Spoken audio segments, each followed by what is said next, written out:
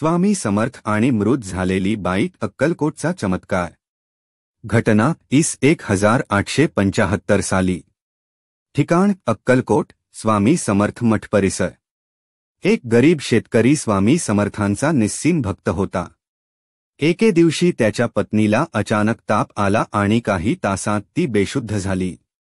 गावातल्या वैद्यांनी तपासून सांगितलं, ती मेलीय। श्वास नाही, शरीर थंड पडलेलं आहे। सगळा गाव जमा झाला, रडारड सुरू झाली। पण तो शेतकरी आपल्या बायकोचं प्रेत उचलून थेट अक्कलकोटला स्वामी समर्थांच्या चरणांवर नेऊन ठेवतो।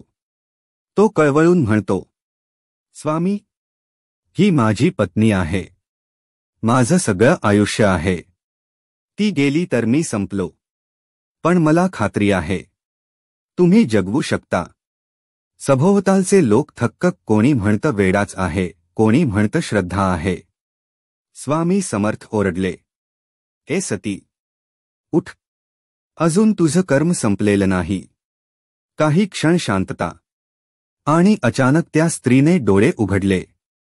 श्वास सुरू झाला, अंगात हालचाल आली। लोक चकित। रडणाऱ्या शेतकऱ्याने तिला मिठी मारली। साक्षात मृत्यूला हरवणारा क्षण होता तो।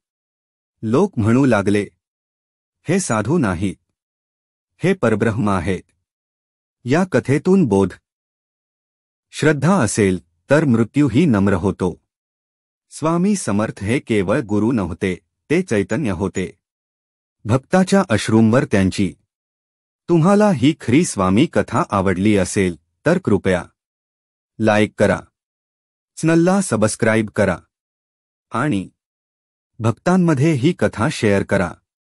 स्वामी समर्थ महाराज की जय।